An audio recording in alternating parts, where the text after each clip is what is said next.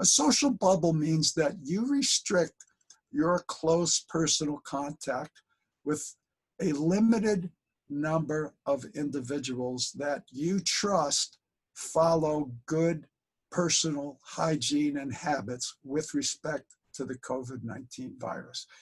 Hello everyone, we welcome today Dr. Robert Hansen. We talk about the key learnings about COVID-19 over the last 4 months, practical recommendations for prevention based on new data, and also practical steps for those tested positive. Dr. Hansen is a practicing physician, author of the popular blog practicalevolutionaryhealth.com. We had already Dr. Hansen on our podcast talking about practical steps to reduce chronic inflammation. Dr. Hansen, welcome back. Great to have you on our podcast again. Thank you very much. It's a pleasure to be here. All right. So the first question is, it's basically what we learned in 4 months since the COVID-19 was declared a global pandemic. Now, based on the best data available on a large population in New York City, the infection fatality rate for COVID-19 is 25 to 35 times greater than the infection fatality rate of the previous H1N1 influenza virus. In addition, we understand that COVID-19 is much more contagious compared to influenza and other viruses that are common in the world today. And we know that it's more contagious for a few reasons. Number one, it can be transmitted from an asymptomatic person. The other important things about how contagious COVID-19 is and how different it is from many other viruses is that it can be transmitted not only by droplets, but also by aerosol. Now, let me explain the difference. When somebody coughs, sneezes, talks, yells, or sings, they can emit droplets or aerosols. A droplet falls to the ground or falls onto surfaces immediately. An aerosol is a smaller particle that can remain suspended in the air for hours. The measles virus is spread by aerosol. It was previously thought that all coronaviruses were only spread by droplets. However, it has since been determined that it can be spread by aerosol, which makes it much more dangerous and much more contagious. We know that after a person is infected, they can carry this virus for up to 36 days. In other words, testing of patients who have been determined to have been infected repeatedly after their infection shows that even after they clear the virus in terms of symptoms, they can carry that viral load for 36 days, up to 36 days, following the initial infection diagnosis made by PCR. We know that masks work. They're not 100% effective, but they can reduce the viral load that is transmitted during coughing or sneezing or talking or speaking loudly or singing.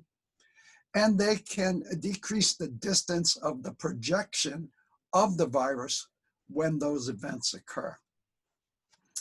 We know that anyone can die from the virus, but increased risk of death occurs as age goes up and in the presence of certain medical conditions such as diabetes, prediabetes, obesity, any diseases of the heart or lungs, or any compromise of the immune system. We know that any organ can be affected: lungs, brain, heart, kidneys, blood vessels. That a person infected with the virus is more prone to blood clots, and these blood clots can occur in the legs, in the lungs, in the heart, in the brain, in any organ in the body, and these can therefore produce what's called a pulmonary embolus, a stroke, a heart attack, or what's called ischemic damage to any organ, which means that organ does not get adequate blood flow and therefore not adequate oxygen delivery. We also know that even if a patient recovers from the infection and they clear the virus, that they can suffer permanent lifelong damage to any organ in the body. And this can include the brain, the lungs, the heart, or kidneys. There are patients who recover from the virus who are on dialysis for the rest of their life because they have kidney failure. There are patients who recover from the virus but suffer from chronic disability because their lungs have been so severely compromised. And this compromise can be so great that a person becomes short of breath just walking a few feet, and they basically can become respiratory cripples. So we know that this virus is more contagious than many other viruses.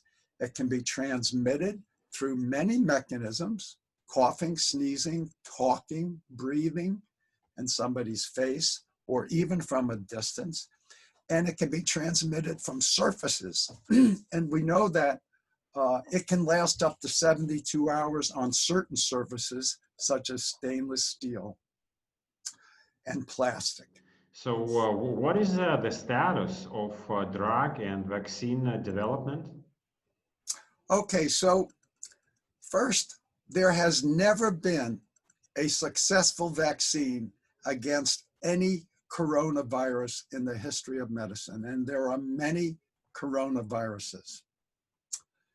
The common cold is a form of a coronavirus. It's a more benign form. And one of the problems with developing a vaccine is that coronaviruses are RNA viruses, and that means that they mutate very quickly and efficiently, so that attempts to create a vaccine in the past have been unsuccessful. As a matter of fact, the last time a coronavirus, not COVID-19, but another coronavirus vaccine was being researched in monkeys, all of the monkeys died from the experimental vaccine because of an acute inflammatory response to the vaccine. So vaccines can be very tricky. However, we have had great advances in medical science, and there are multiple teams around the world working on different kinds of viruses, of vaccines. And in fact, there are novel vaccine experiments going on, mechanisms to create a vaccine that have been never tried before. So I am hopeful that there might be, at some point in the future, a relatively effective vaccine. Now, I say relatively effective because remember that for the influenza virus, for example, the most successful flu vaccines have a success rate of 40 to 45%, okay? That's not 100%, that's 40 to 45% in the best years. And this is because viruses mutate. And with respect to the flu vaccine, it's very difficult to predict from year to year which of the many influenza type viruses are going to be the predominant one around the world. The same will be true for the coronavirus. And if it mutates rapidly, it may be that a vaccine that is initially effective becomes ineffective over time, and that we have to continue to chase the COVID-19 virus as it mutates over time. Now, recognize that it usually takes 1 to 2 years to develop a vaccine, to test it, to establish that it's first safe and second effective, and then it needs to be produced, and then it needs to be distributed. How about drug development? Okay, so multiple drugs are being studied. The only 2 drugs that have been identified that have any demonstrated effect on this virus include dexamethasone, which is a glucocorticoid. It is commonly used to suppress the immune system in all sorts of autoimmune diseases and under other circumstances. It has been shown to reduce the mortality rate of severely ill patients by about 1/3, and it is widely available. It can have side effects, but if a patient is severely ill in the ICU setting, it is appropriate to use for a course of treatment extending 5 days, and that's what's been studied. The other drug that's had some demonstrable effect is Remdesivir, which is an antiviral drug, and it's been shown to shorten the course of the illness by about 3 days. There's a suggestion that it might decrease the mortality rate. However, the difference between placebo and Remdesivir was not statistically significant, and Remdesivir was not proven to reduce mortality rate. It was proven that it was highly likely that compared to placebo, that it reduces the duration of illness. So these are the two drugs that so far have been studied in randomized controlled trials and shown to have some effect. Hydroxychloroquine and chloroquine have been studied multiple times and have not shown to reduce mortality rate or shown to reduce the duration of illness. But I'd like to point out that in the history of drugs against viruses, there are very, very few drugs that have been found to be effective against viruses. So we must be very realistic that prevention is the primary tool that we have. So what are the latest recommendations which are developed based on this 4 months of knowledge about the COVID-19? Okay, so social distancing, wearing of masks, and frequent hand washing are the major ways in which a person can protect themselves and their family. Social distancing, as I mentioned earlier, 6-foot distance between people, which is about 2 meters. Wearing of masks is protective, not 100%, but can decrease the risk of infection, transmission, and can decrease the viral load, which is very important. If somebody is exposed to a small load of virus, they have a better prognosis than if they're exposed to a very high load of virus. So frequent hand washing is important, and sanitizing surfaces such as doorknobs, desktops, and items that we use on a regular basis and might potentially share with somebody, pens, pencils, etc., cell phones, you name it. Now, there are other things that we can do that I mentioned in my blogs every time I write about COVID on my website. And those are things that will either enhance your immune system or decrease your ability to fight an infection. And these include, number one, avoid alcohol consumption. Even 2 glasses of wine will suppress your immune system for 48 to 72 hours. It specifically suppresses especially something called natural killer cells, which are cells in your immune system that fight an infection before you develop any kind of antibodies against that infection. These are the first line infection fighters in the human body.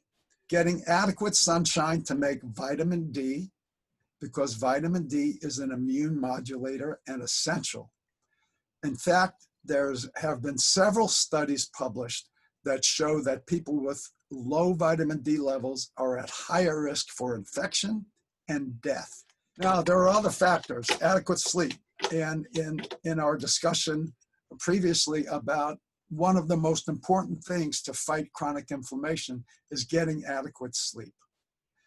In our society, many, many people are chronically sleep deprived. Before the invention of the light bulb, adults averaged 9 hours of sleep per night. After we introduced artificial light into society, that started to decline. And now with computer screens, TV screens, cell phones, iPads, etc., the intense blue light that's emitted from those screens if that hits your eyes late in the evening, it tells your brain and your biological clock that it's daytime, even though it's night. And this results in decreased production of melatonin, which helps people fall asleep, and impairment of the normal sleep architecture, which means you don't get adequate stage 4 restorative sleep. And it's during stage 4 restorative sleep that our immune system is recharged, that we repair body tissues, that we defend against cancer and infections. So in terms of our immune system response, adequate restorative sleep, and specifically adequate stage 4 sleep, is very important. So following good sleep hygiene habits is very important. Now, developing a social bubble. This is a concept which has been discussed widely with respect to COVID-19. A social bubble means that you restrict your close personal contact with a limited number of individuals that you trust follow good personal hygiene and habits with respect to the COVID-19 virus.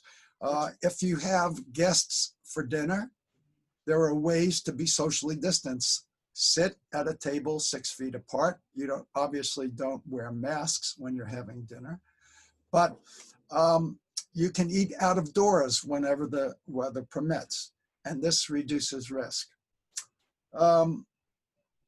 What are some of the other things that can improve your immune status? Exercise out of doors, not just for the sunlight and vitamin D, but exercise out of doors has been shown to be more beneficial in terms of health, especially in a green space, compared to exercise indoors, such as on a treadmill at a health club. Now, if you're obese or overweight, if you have diabetes or prediabetes or any kind of insulin resistance, you can take steps today that will mitigate your risks of dying from COVID-19. And those steps are to follow a whole foods, carbohydrate restricted diet. A low carb, high fat diet has been demonstrated in multiple medical studies to be the simplest and most effective way to lose weight, maintain that weight loss, and reverse what's called insulin resistance, which is a risk factor for getting COVID and from dying from COVID. So insulin resistance, which is the state of type 2 diabetes or prediabetes, is a very serious condition. It's highly correlated with obesity and being overweight. It's highly correlated with lack of exercise.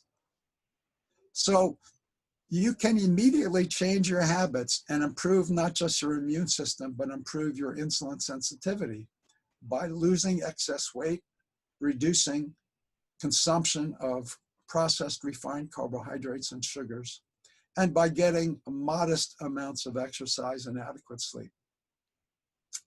And you can visit my website for details on all of these recommendations.